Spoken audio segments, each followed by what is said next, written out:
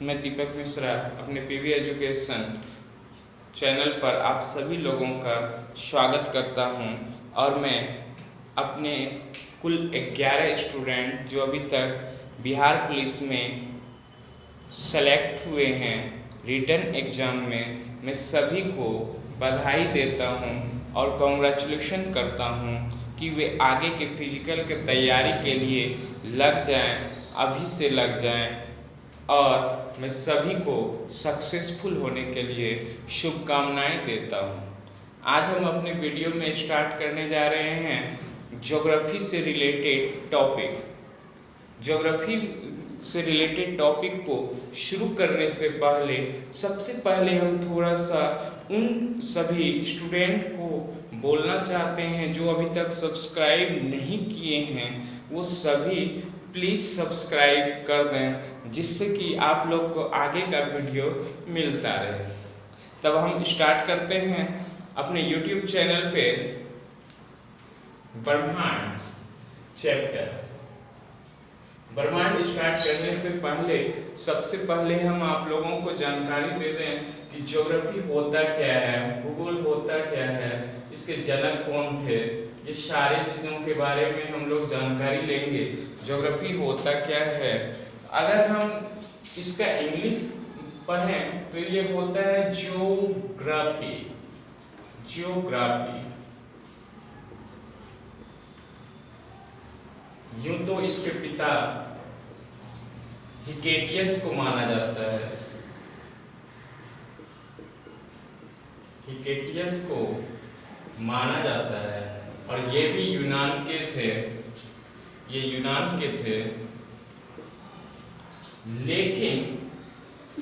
लेकिन जियोग्राफिका शब्द का सर्वप्रथम प्रयोग इरेटोस्थनीज ने किया था। किसने किया था? इरेटोस्थनीज ने किया था। ये भी यूनान के थे। इरेटोस्थनीज भी कहाँ के थे? यूनान के। ये क्वेश्चन आता है एग्जाम में। इरेटोस्थनीज ने सबसे पहले ज्योग्राफिका शब्द का प्रयोग किस व्यक्ति ने किया था? तो वो है इरेटोस्थनीज। ये भी यूनान के ही व्यक्ति थे। अब हम लोग देखते हैं इसने सिर्फ ज्योग्राफिका शब्द का प्रयोग ही नहीं किया बल्कि पृथ्वी की परिधि की सर्वप्रथम माप इन्होंने ही की थी और ज्योग्राफी को एक अलग अध्ययन शास्त्र के रूप में जो आज हम लोग पढ़ रहे हैं ये भी इन्हीं की देन है। इसीलिए हिकेटियस को भूगोल के जनक कहने के साथ साथ इरेटोस्थनीज को भी कई विद्वान भूगोल के जनक मानते हैं। यदि हिकेटियस आपके ऑप्शन में नहीं हो तो इरेटोस्थनीज को भूगोल का जनक कहा जा सकता है और इन्होंने ज्योग्राफिका शब्द का जब प्रयोग किया था तो इसमें जियो शब्द का अर्थ था भूमि। जियो शब्द का अर्थ था भूमि और ग्राफिका शब्द का अर्थ होता है चित्रण, निरूपण। सबसे पहले देखते हैं चित्रण, वर्णन और लास्ट में निरूपण।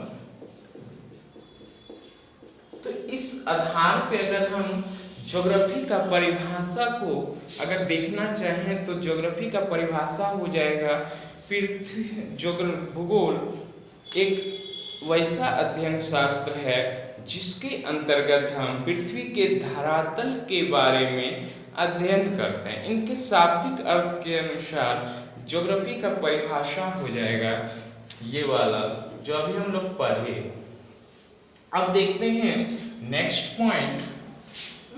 पॉइंट हम लोग देख रहे हैं कि भूगोल मुख्य रूप से दो प्रकार के होते हैं। भूगोल कितने प्रकार के होते हैं? दो प्रकार। पहला कौन सा प्रकार है? मानव भूगोल। इसको हम लोग इंग्लिश में बोलते हैं ह्यूमन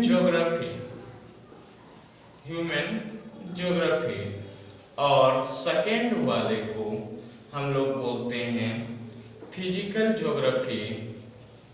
फिजिकल ज्योग्राफी, इसको हम लोग हिंदी में बोलते हैं भौतिकी या भौतिक भूगोल।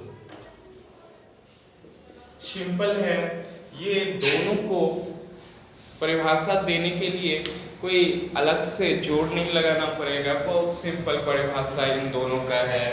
भूगोल, मानव भूगोल का अर्थ क्या होता है, जिसमें मानव के द्वारा किए गए क्रियाकलापों का हम लोग वर्णन करते हैं, जिसमें हम लोग मानव के द्वारा किए गए क्रियाकलापों का वर्णन करते हैं, उसे मानव भूगोल कहते हैं। जिसके अंतर्गत सांस्कृतिक भूगोल, सांस्कृतिक भूगोल, राजनीतिक भूगोल, आर्थिक भूगोल, मतलब जो मानव की क्रियाविधि द्वारा होते हैं उसे मानव भूगोल कहा जाता है, इत्यादि कर देते हैं।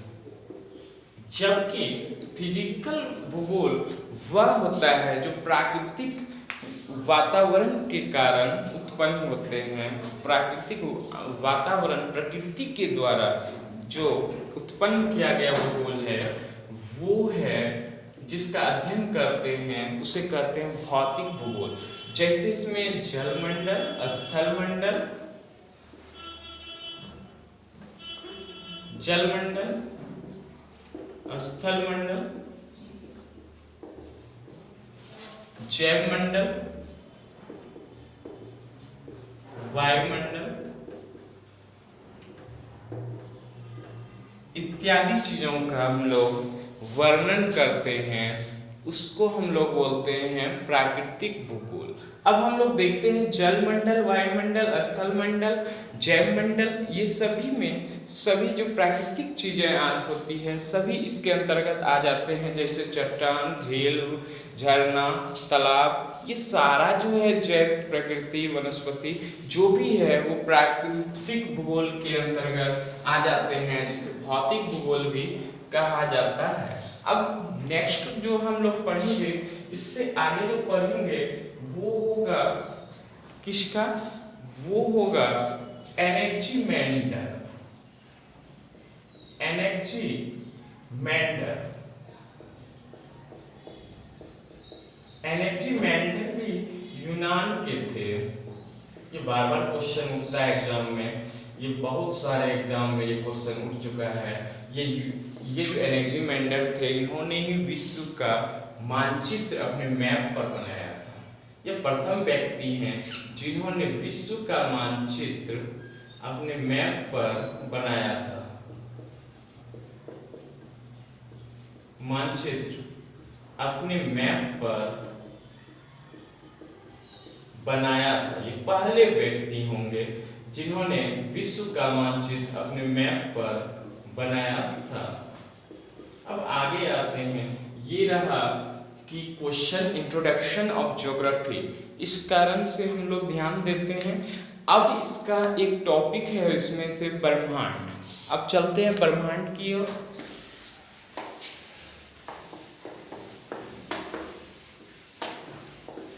आप लोग बीच बीच में कमेंट देते रहते हैं, उससे हम लोग को जो है, हमको खास करके एनर्जी प्राप्त होता है, जिससे आगे का वीडियो भी बनाने में बहुत ही मजा आ रहा है।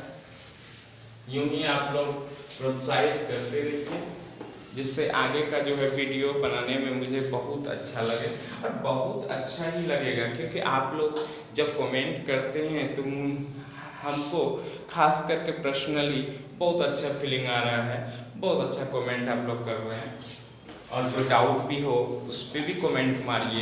ये नहीं कि सिर्फ यस यस यस करते रहिए, नहीं, जो डाउट हो उसको भी क्लियर करवाइए। नेक्स्ट अब हम लोग देखते हैं ब्रह्मांड। नेक्स्ट इसका ब्रह्मांड है। आज ब्रह्मांड का सूची पाठ हम लोग बता पाएंगे। अब हम लोग ब्रह्मांड देखते हैं।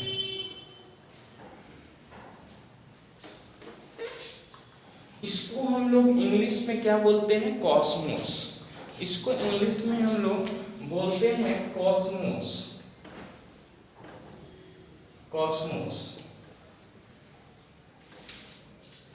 कॉस्मोस में जब चर्चा हम लोग करते हैं, कॉस्मोस होता क्या है, ब्रह्मांड होता क्या है, जब इसके बारे में हम लोग चर्चा करते हैं कि ब्रह्मांड होता क्या है, तो ब्रह्मांड उस अनंत आकाश को कहते हैं, उस अनंत तारे को कहते हैं जिसमें ग्रह, उपग्रह, क्षुद्र ग्रह, धूमकेतु जितने भी देखते हैं, आकाशीय पिंड एवं खगोलीय पिंड, वो सभी ब्रह्मांड के अंतर्गत आते हैं।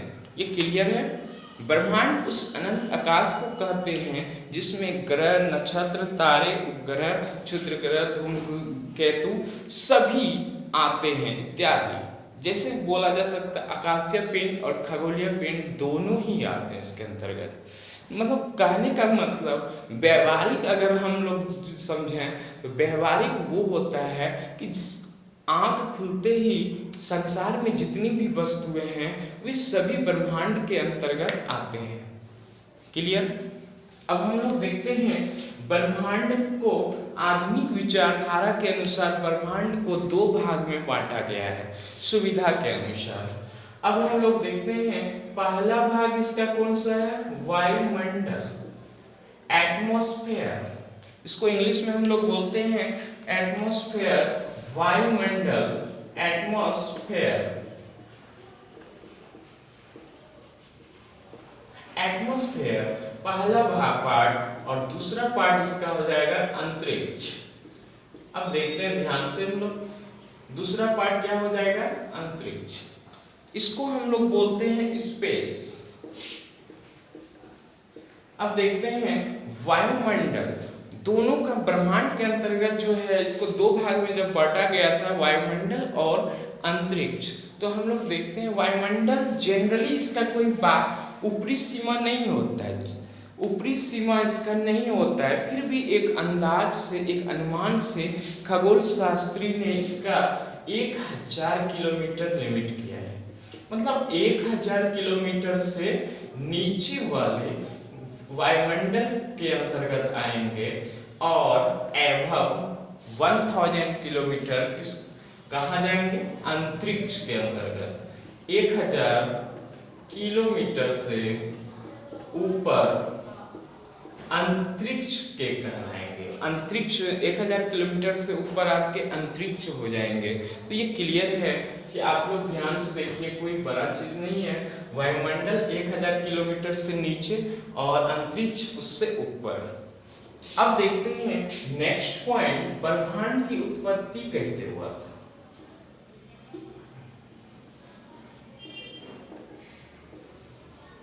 ब्रह्मांड की उत्पत्ति के सिद्धांत देखते हैं।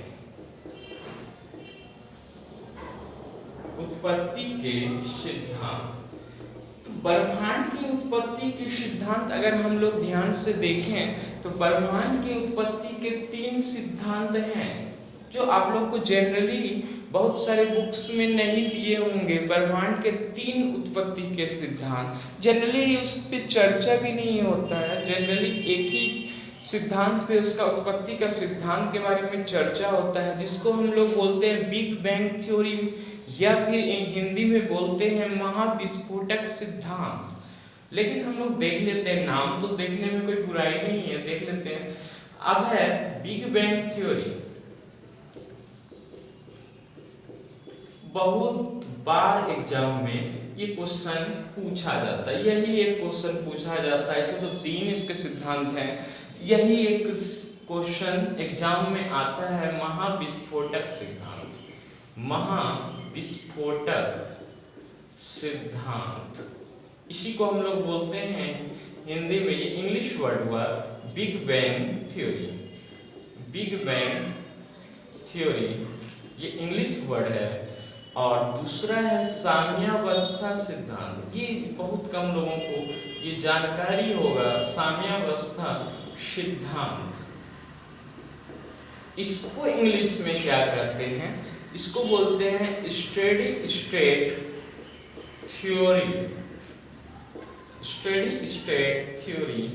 और तीसरा है हम लोग का दोलन सिद्धांत। थर्ड कौन सा है? दोलन सिद्धांत। इसको हम लोग बोलते हैं, इसको पल्सेटिंग थ्योरी। इसको हम लोग क्या बोलते हैं? Pulsating theory. अब ध्यान से देखते हैं मैन एक्चुअली में होता क्या है। बिग बैंग थ्योरी सबसे इंपॉर्टेंट। ये अगर क्वेश्चन पूछा जाए बिग बैंग थ्योरी किससे संबंधित है, तो ये ब्रह्मांड के उत्पत्ति से संबंधित है। यदि ब्रह्मांड के उत्पत्ति से संबंधित ये है तो ये सौरमंडल के भी उत्पत्ति से संबंधित होगा, और ये गैलेक्सी जिसको हिंदी में बोलते हैं आकाशगंगा, उससे भी संबंधित यह सिद्धांत है। तो अब हम देखते हैं ये बिग बैंग थ्योरी है क्या। बिग बैंग थ्योरी ध्यान से देखते हैं। बिग बैंग थ्योरी किसको कहते हैं ये हम लोग ध्यान से देखते हैं। बिग बैंग थ्योरी ये अब हम देखते हैं यहाँ हल्का सा। बिग बैंग थ्योरी होता क्या है इसको हम लोग देखते हैं। बहुत मजा आएगा, आप लोग देखते जाइए, पता भी नहीं चलेगा आप लोग को, सारा चीज हम यहाँ ही करा देंगे। अब हम लोग देखते हैं बिग बैंग थ्योरी होता क्या है। बिग बैंग थ्योरी ये होता क्या है? ये कोई ब्रह्मांड है, देखते हैं। बिग बैंग थ्योरी होता क्या है देख रहे हैं। ये कोई गर्म एवं सघन बिंदु आज से 15 अरब वर्ष पूर्व, आज से कितना अरब वर्ष पूर्व? 15 अरब वर्ष पूर्व। ये ब्रह्मांड की उत्पत्ति से संबंधित जो है थ्योरी है, ये आज से 15 अरब वर्ष पूर्व। ये थ्योरी दिया किसने था? ये लेमेंटियर ने, जॉर्ज लेमेंटियर ने ये थ्योरी का प्रतिपादन किया था। इस थ्योरी का प्रतिपादन किसने किया था? जॉर्ज लेमेंटियर। किसी बुक में लेमेंट्री लिखा होगा, तो ये जॉर्ज लेमेंटियर जो कहाँ के थे? जॉर्ज लेमेंटियर आपके कहाँ के थे? तो ये थे बेल्जियम के। जॉर्ज लेमेंटियर बेल्जियम के थे जिसने यह थ्योरी दिया था। उन्होंने कहा था, उनके अनुसार यह कहा गया था 15 अरब वर्ष पूर्व। कितने अरब वर्ष पूर्व? 15 अरब वर्ष पूर्व। ये है, देखते हैं, एक गर्म एवं सघन बिंदु पर, एक गर्म एवं सघन बिंदु पर जिस संसार में जितने भी ब्रह्मांडीय पदार्थ थे सभी आके यहाँ पे जमा हो गए। अब जाहिर सी बात है कि अगर इस रूम में 50 लोगों के बैठने का जगह है, अगर कोई 2000-3000 आके यहाँ पे बैठ जाए तो क्या होगा? क्या होगा? धक्का मुक्की, जो जितना पावरफुल वो सबको बाहर कर देगा, मतलब विस्फोट हो जाएगा। कहने का मतलब है एक जगह जहाँ पे लिमिट में रहना चाहिए, अगर आप बहुत ज़्यादा यहाँ पे आ गए जनसंख्या, तो क्या होगा? विस्फोट होगा। तो यही विस्फोट यहाँ हुआ था जब 15 अरब वर्ष पूर्व एक गर्म एवं सघन बिंदु, गर्म एवं सघन बिंदु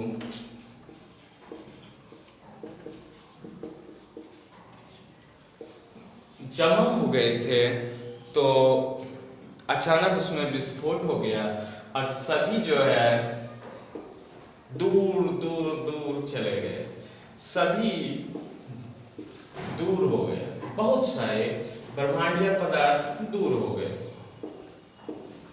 तो ये जो विस्फोट होके अलग अलग जगह पर चले गए, इसी को कहते हैं हम लोग गैलेक्सी।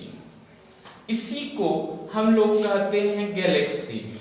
बहुत सारे गैलेक्सी हैं, मतलब कहने का मतलब अगर क्वेश्चन एग्जाम में आए तो एक पूरे ब्रह्मांड में 1000 अरब गैलेक्सी है। 1000 अरब गैलेक्सी है, नॉट ए जोक।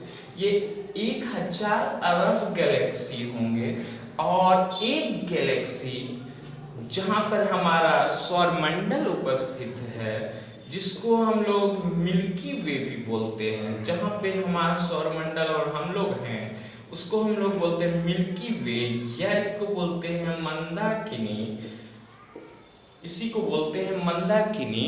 ये एक गैलेक्सी में हम लोग देख सकते हैं कि कितना कितना चीज समाया हुआ है। हम लोग का भी जीवन है, सभी ग्रह नक्षत्र सभी कोई इस पे है एक गैलेक्सी में, लेकिन इसके जैसा जैसा लगभग 1000 अरब गैलेक्सी है। तो उसमें हम लोग समझ ही सकते हैं कि ब्रह्मांड कितना बड़ा होगा आपका, उतना हम लोग सोच भी नहीं सकते हैं, महसूस भी नहीं किया जा सकता। इतना बड़ा ब्रह्मांड है, बहुत बड़ा है। ये आकाश में देखने से लगता है कि छोटा है, पकड़ लेंगे, ऐसा कुछ नहीं है। ये बहुत बड़ा ब्रह्मांड है। दुनिया तो तुच्छ मात्र है, वर्ल्ड और ब्रह्मांड में बहुत अंतर है। अब हम लोग देखते हैं एक गैलेक्सी में 1000 अरब गैलेक्सी एक पूरे ब्रह्मांड में है, और एक गैलेक्सी जो हमारा है, जहाँ पर सौरमंडल उपस्थित है, सूर्य उपस्थित है, जहाँ पर हम लोग सभी ग्रह निवास करते हैं। तो अब हम लोग देखते हैं, इसको मिल्की वे मंदाकिनी बोलेंगे। और एक गैलेक्सी बराबर 100 अरब तारे। सोच सकते हैं, एक गैलेक्सी बराबर 100 अरब तारे। अब हम लोग को समझ में तो आ ही रहा होगा कितना बड़ा है। और एक तारा सूर्य है, समझ ही सकते हैं आप, एक तारा सूर्य है। लेकिन एक तारा जो सूर्य है वो भी हमारे पृथ्वी से बहुत दूर है। वो भी हमारे पृथ्वी से कितना है, 15 करोड़ किलोमीटर दूर है। अब हम लोग देखते हैं लगभग 15 करोड़ किलोमीटर, ऐसे 14.96 करोड़ किलोमीटर है। तो देख सकते हैं कि ये गैलेक्सी सब तरफ जो जा रहा है, फिर गैलेक्सी में भी विस्फोट होता है, तो वो अनेक सौरमंडल तारे इस सब में विभक्त हो जाते हैं बहुत सारे। और एक गैलेक्सी में 100 अरब तारे हैं। तो समझ सकते हैं कि हमारे ब्रह्मांड की उत्पत्ति के सिद्धांत कैसा है, किस तरह से है। तो ये चीज़ जानना जरूरी था। और आज का टॉपिक में अभी तक हम लोग यहाँ तक पढ़ चुके हैं, एक गैलेक्सी में कितना है ये सब हम लोग देख चुके हैं। और ब्रह्मांड की उत्पत्ति, ये क्वेश्चन आना ही आना है एग्जाम में, बिग बैंग थ्योरी से संबंधित क्वेश्चन एग्जाम में आना ही आना होता है। अब हम लोग आगे देखते हैं टॉपिक। अब रही बात हमारे गैलेक्सी का आकार कैसा है। बहुत कोई 2005 ईस्वी से पहले हमारे गैलेक्सी को कोई बताता था सर्पिलाकार, कोई अंडाकार, कोई अनियमित आकार का। लेकिन 2005 में ये निश्चित किया गया, ये जाना गया खगोल शास्त्रियों के द्वारा, IAU के द्वारा, जिसको हम लोग इंटरनेशनल एस्ट्रोनॉमिकल यूनियन कहते हैं। तो उसके द्वारा ये जाना गया कि हमारे गैलेक्सी का आकार सर्पिलाकार है। हमारे गैलेक्सी का आकार सर्प के आकार का है, यानी कि इंग्लिश में इसको बोलते हैं सर्पिलाकार को बेयर्ड स्पाइरल। तो हम लोग गैलेक्सी का आकार देख चुके हैं। अब हम लोग कुछ और इम्पोर्टेंट में जाने से पहले देखते हैं नेक्स्ट टॉपिक, ब्रह्मांड के इतिहास, ब्रह्मांड का इतिहास। अब हम लोग हिस्ट्री ऑफ कॉस्मोस पे चलते हैं। हिस्ट्री ऑफ कॉस्मोस बहुत मजा आने वाला है, बहुत सारा टॉपिक पे चर्चा होगा। यूट्यूब के थ्रू बहुत सारे टॉपिक पे हम आज चर्चा करने वाले हैं और समझा के आप लोग को दिमाग में बहुत अच्छे तरीके से ला देंगे। अब देखते हैं नेक्स्ट, ब्रह्मांड का इतिहास। ब्रह्मांड का इतिहास कैसा है? अब हम लोग एक कहानी इतिहास जानते हैं, ब्रह्मांड में इतिहास क्या था। तो अब हम देखते हैं ब्रह्मांड का इतिहास। एक मिस्र यूनान के विद्वान थे, मिस्र यूनानी विद्वान थे, जिसका नाम था क्लॉडियस टॉलमी। जिसका नाम क्या था? Claudius Ptolemy. बहुत इजी है, बहुत जल्दी हो जाएगा। क्लॉडियस टॉलमी, मिस्र यूनानी विद्वान, इन्होंने 140 ईस्वी में, इन्होंने कब दिया था? 140 ईस्वी में, ईसा पूर्व में, 140 ईसा पूर्व में, बहुत पहले इन्होंने एक बात कही थी कि पृथ्वी जो है ब्रह्मांड के केंद्र में होते हैं। ये ई, शॉर्ट में इसको ई बोले, पृथ्वी ब्रह्मांड के केंद्र में है और उसके चारों ओर सूर्य को एस एवं अन्य ग्रह जितने भी हैं उस चारों ओर इसके चक्कर लगाते हैं। ये क्लॉडियस टॉलमी ने 140 ईसा पूर्व में कहा था। ये मिस्र यूनान के रहने वाले विद्वान थे और इनकी बात बहुत दिनों तक सही साबित हुई, बहुत दिनों तक। उसके बाद बहुत दिनों तक, लगभग 1516 ईस्वी तक। लेकिन उसके बाद एक और व्यक्ति आए जिसका नाम था कोपरनिकस, जिसका नाम था कोपरनिकस। इस थ्योरी को क्या कहते हैं जो उन्होंने दिया था? बार बार एग्जाम में आता है क्वेश्चन, इस थ्योरी को क्या कहते हैं? इस थ्योरी को कहते हैं जियोसेंट्रिक। जियो मतलब होता है पृथ्वी, सेंटर का मतलब पृथ्वी या भूमि, और सेंट्रिक मतलब सेंटर में, जियोसेंट्रिक कॉन्सेप्ट। अब देखते हैं नेक्स्ट कॉन्सेप्ट, उसको बोलेंगे हीलियोसेंट्रिक कॉन्सेप्ट। नेक्स्ट देखते हैं कोपरनिकस का पोलैंड। ये पोलैंड के थे। कोपरनिकस कहाँ के थे? ये पोलैंड के थे। इन्होंने क्या दिया था? इन्होंने पोलैंड के थे।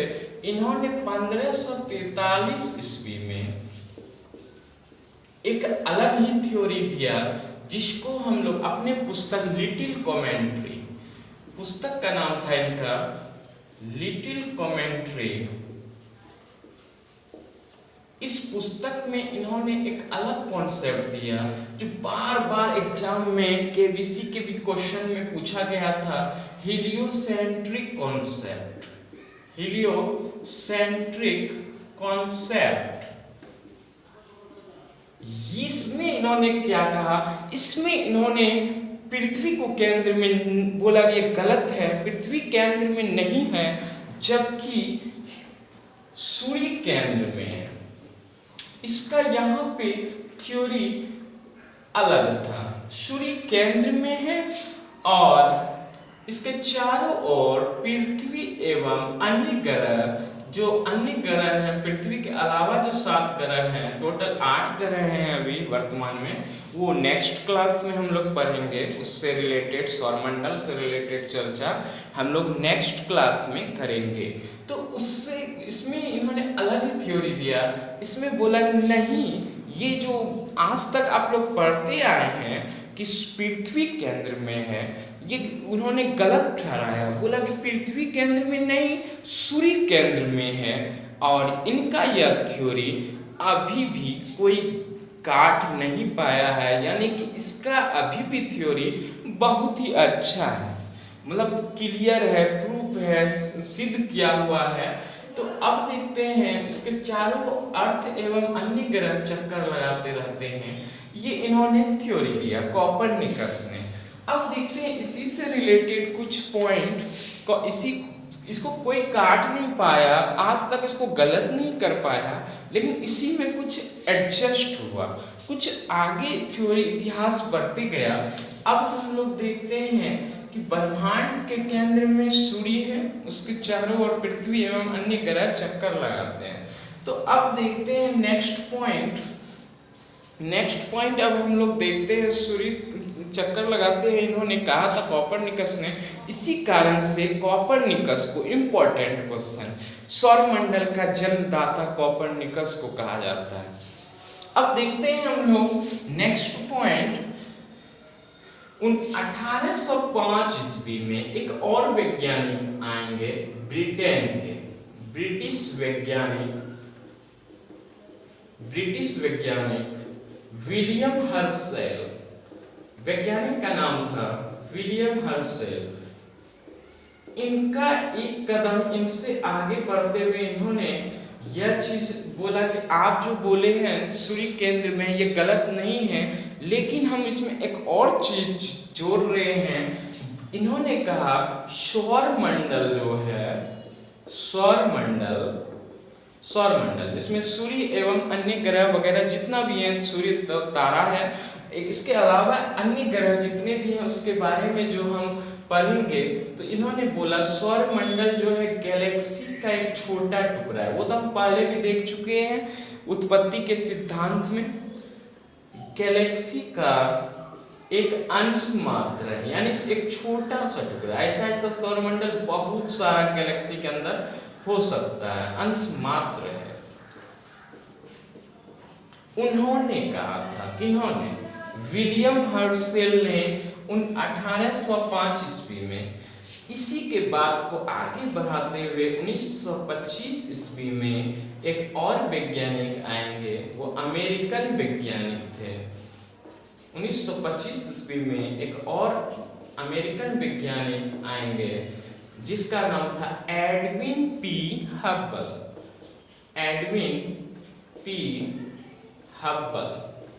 जिन्होंने एक और आगे बढ़ाते हुए कदम क्लियर कर दिया कि ब्रह्मांड के अंदर अनेक गैलेक्सी हो सकते हैं, जो कि हम लोग पहले भी देख चुके हैं बिग बैंग थ्योरी में। कितने हो सकते हैं? 1000 अरब गैलेक्सी। तो ये सब कर चुके हैं।